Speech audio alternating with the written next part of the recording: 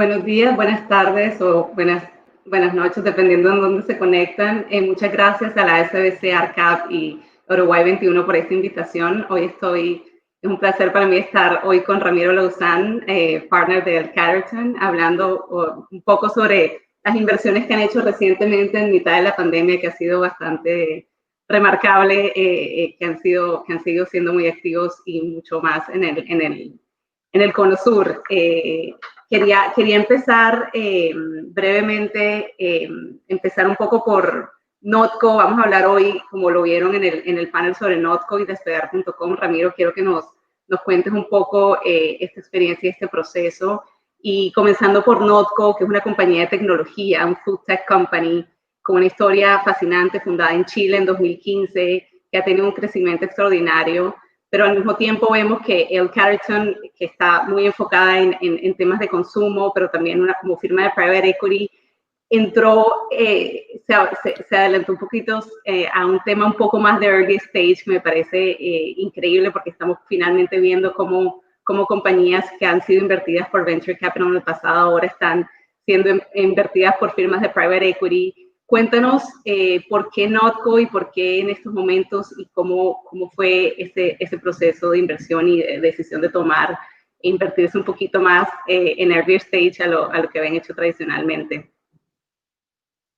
Perfecto, Ivonne. Bueno, muchas gracias y buen día a todos. A ver, Notco.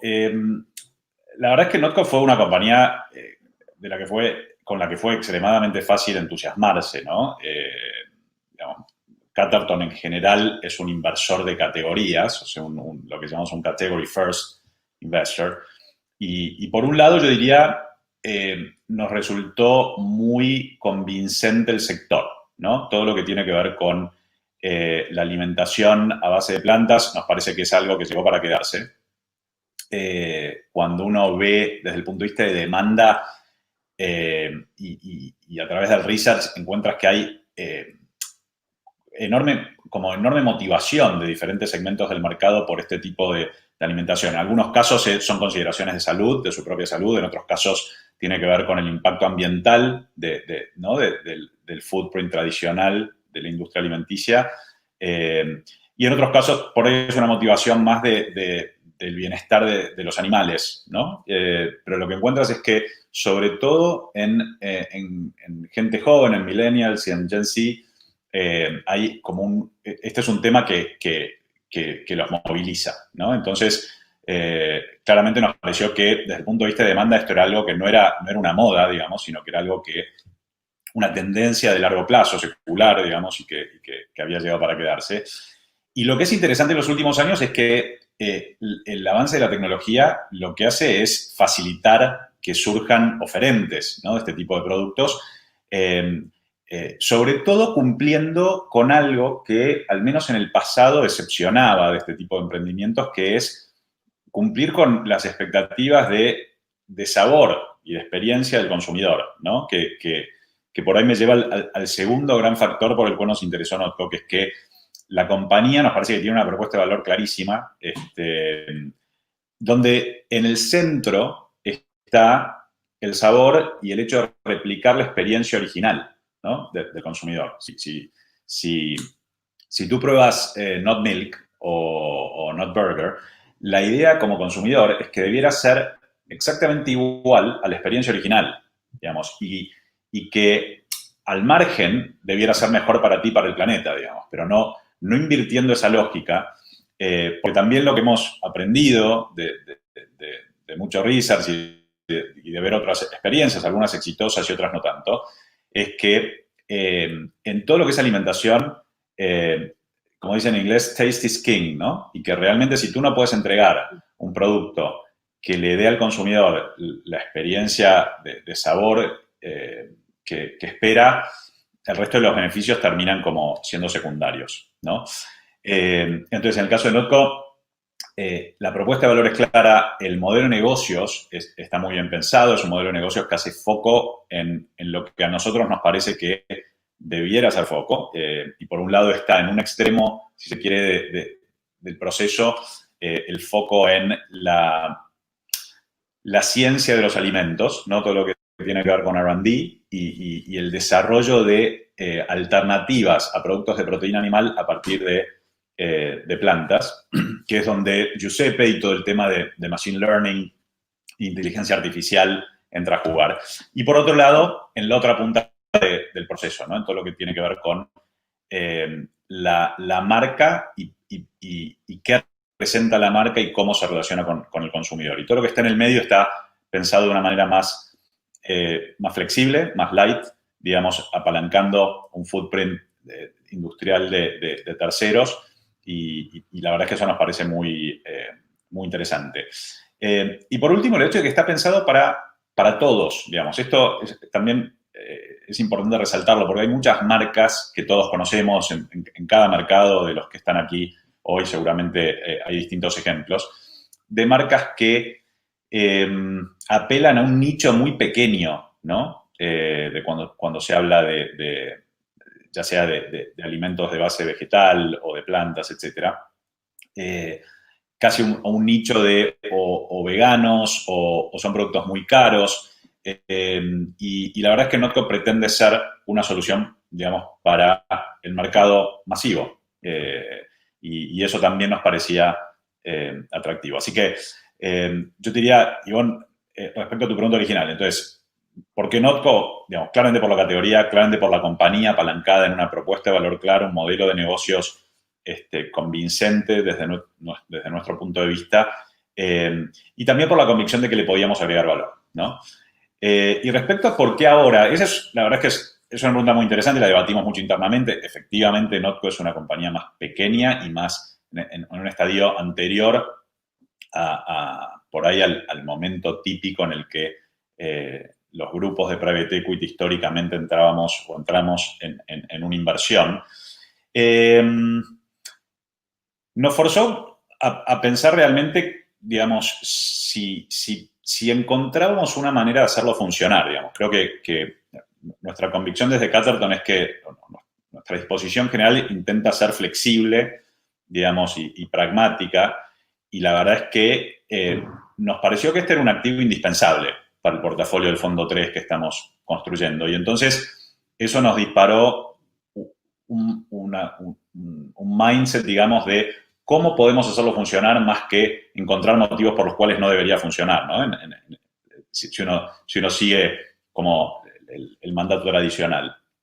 Y nos pareció que esta era una compañía de alta convicción para nosotros y que podíamos mitigar por ahí los riesgos asociados a inversiones más, digamos, en un estadio anterior, a través de algunos recursos, digamos, desde el ticket de inversión hasta por ahí los acuerdos contractuales, o inclusive desde un punto de vista de cómo se construye un portafolio, ¿no? Porque la verdad es que justamente a diferencia de inversores que invierten exclusivamente en un activo, el portafolio justamente te da la chance de diversificar, de compensar y la verdad es que nos sentimos muy, muy cómodos en cómo Notco encajaba dentro de ese portafolio. Nos parece que es una compañía distintiva. Estamos seguros de que en los próximos años va a seguir dando mucho que hablar y va a ser una fuente de orgullo, no solo para Chile, digamos, sino también para el resto de Latinoamérica, porque nos parece que es una compañía que tiene una posibilidad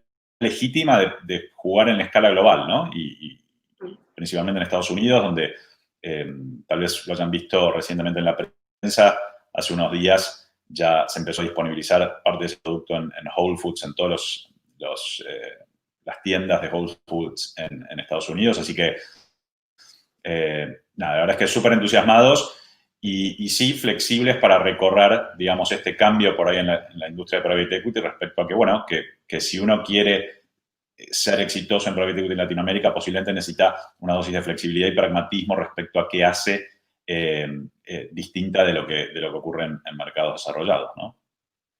Sí, efectivamente, es muy interesante precisamente. Este año hemos visto, por ejemplo, Nubank también con jugadores de private equity entrando a Nubank, y creo que es como la evolución de la industria, ¿no? Donde vemos los fondos de venture también tratando de levantar fondos para hacer follow-on investments, pero al mismo tiempo los de private equity entrando, porque las compañías, al mismo tiempo las compañías y los emprendedores en América Latina están creciendo a una velocidad increíble. El tema de tecnología también lo ha hecho que tenga una aceleración, lo que hemos visto, lo rápido que han crecido, que ya llegan a ese estadio casi que listas para que por un poquito entren a ser atractivas para el tema de private equity. Entonces, efectivamente, el tema de flexibilidad, como lo mencionas, es importante, y sobre todo en una región como América Latina y en mercados emergentes donde la economía y todo es tan dinámico que no se puede quedar uno en una casilla porque se pierde muchas oportunidades.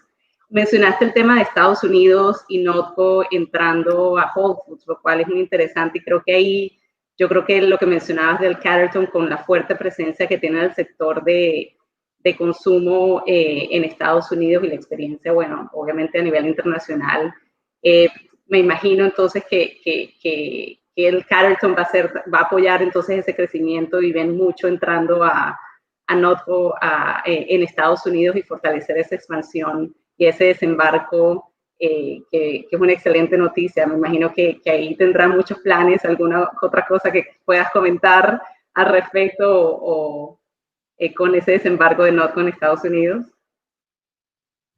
Mira, efectivamente es uno de los puntos donde nos parecía que podíamos ayudar al management de la compañía, a nuestros socios, digamos, en el board, digamos, a cumplir parte de sus planes, ¿no?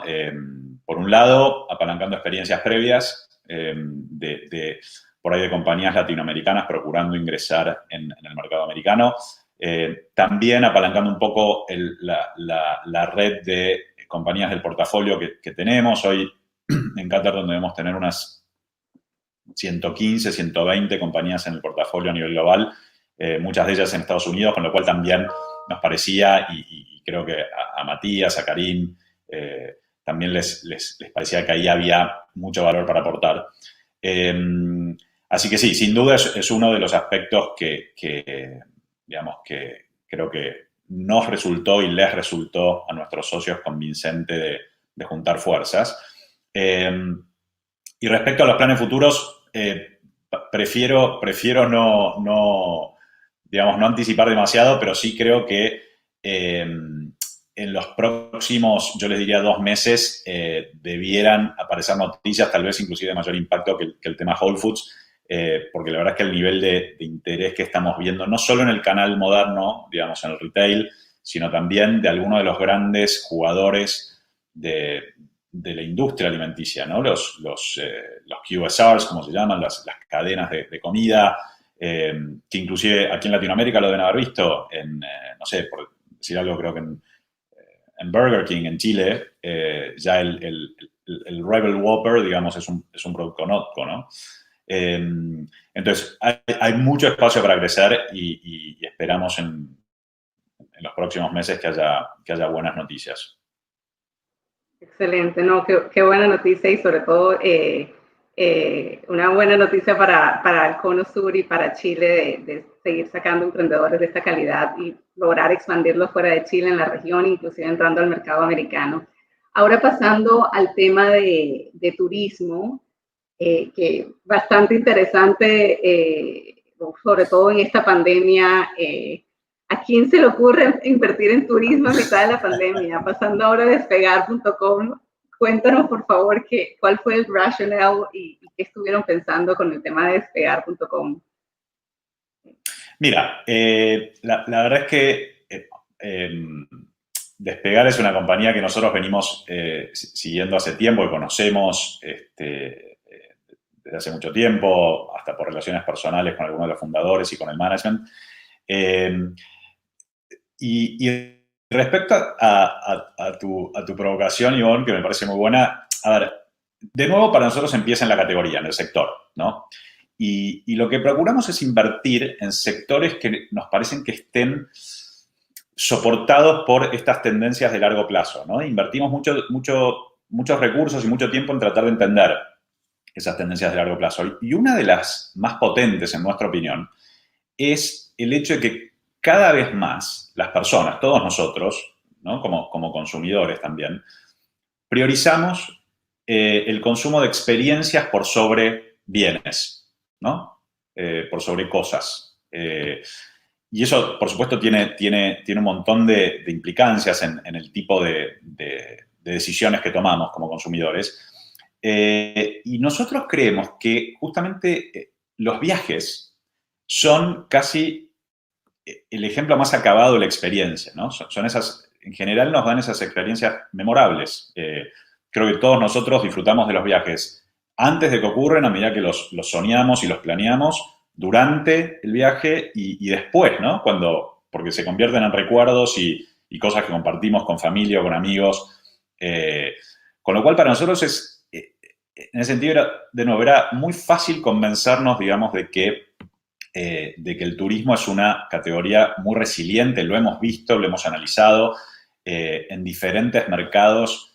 Lo hemos visto después de otras crisis sanitarias, por supuesto, nada en la escala de la pandemia de COVID, pero sí ejemplos como SARS o MERS o Zika hace no tanto tiempo, donde se ve el impacto en el corto plazo, pero también se ve cómo vuelve rápidamente, ¿no? el turismo.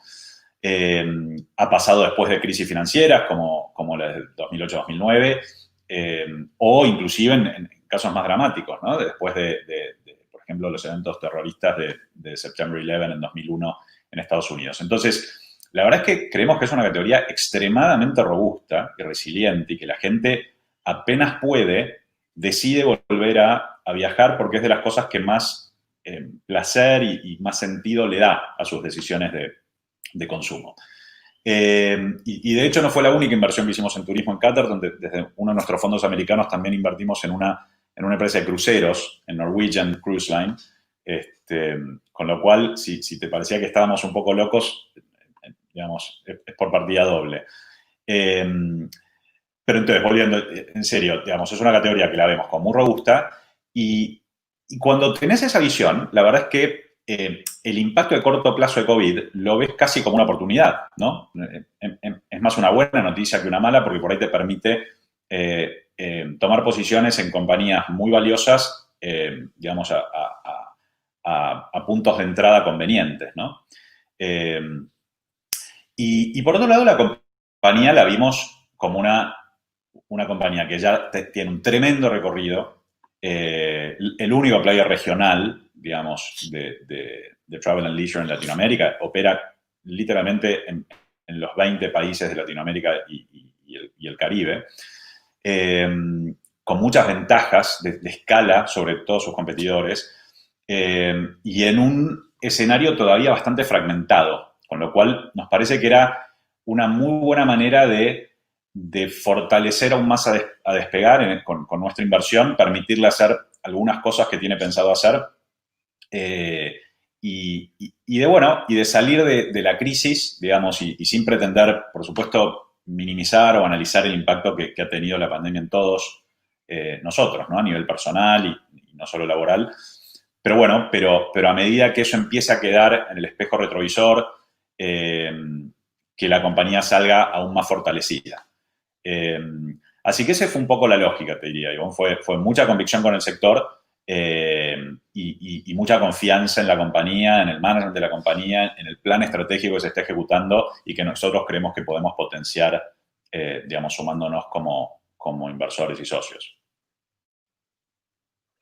No, muy interesante y bueno, y para no decir no estás tan loco, porque efectivamente vemos las tendencias globales como Airbnb, los cruceros, inclusive las aerolíneas están recibiendo fondeo, increíblemente rondas grandísimas de fondeo, porque precisamente es creer en el largo plazo, en mediano y largo plazo sobre el sector turismo, que exacto, a primera vista uno dice, no, esto no se va a recuperar, pero efectivamente estoy completamente de acuerdo, la gente va a seguir viajando y se tiene inclusive, creo que la gente va a viajar aún más después de la pandemia, porque creo que después de tanto encierro, creo que la gente va a salir corriendo a viajar, inclusive apenas pues terminemos este proceso de pandemia. Entonces sí, no están tan locos, excelente raciocinio. Yo creo que muy interesante ver que Despegar.com tiene todo este potencial y seguramente veremos buenas noticias en el largo plazo. Nos quedan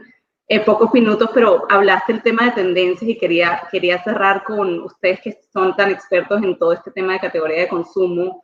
¿Crees que hay tendencias que llegaron para quedarse, otras que se van a revertir después de la pandemia? Hemos visto, por ejemplo, el tema de turismo, que si bien ahorita la gente no está viajando tanto, pero es una tendencia que igual va a cambiar una vez pase la pandemia.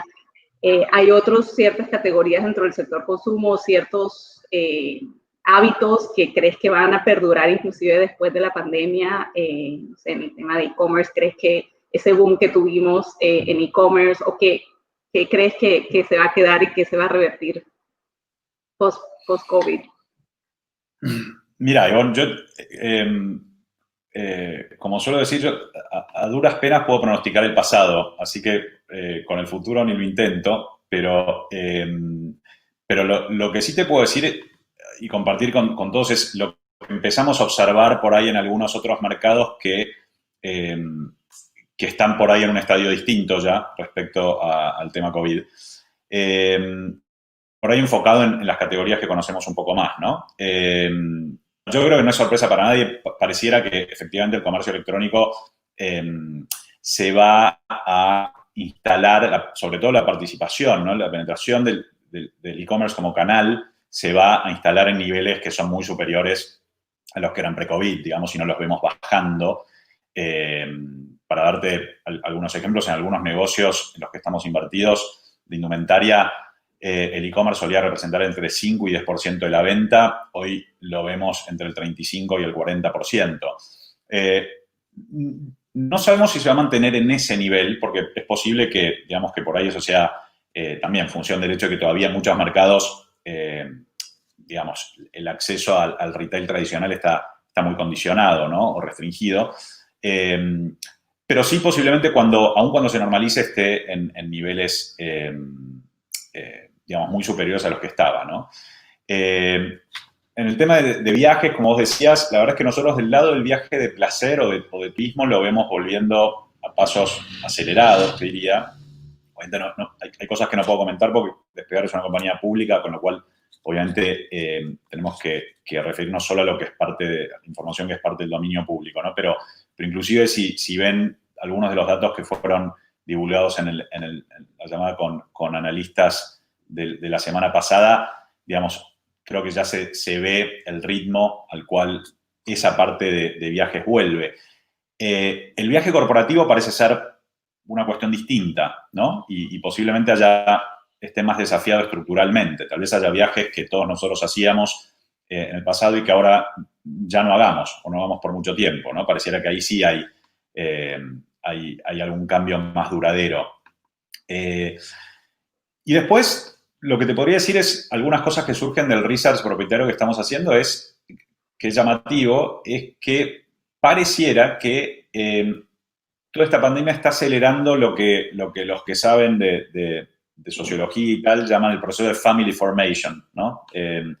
Digamos, como que la gente pretende casar, gente que por ahí postergaba la idea de casarse está pensando en casarse, gente que postergaba la idea de tener hijos está pensando en tener hijos.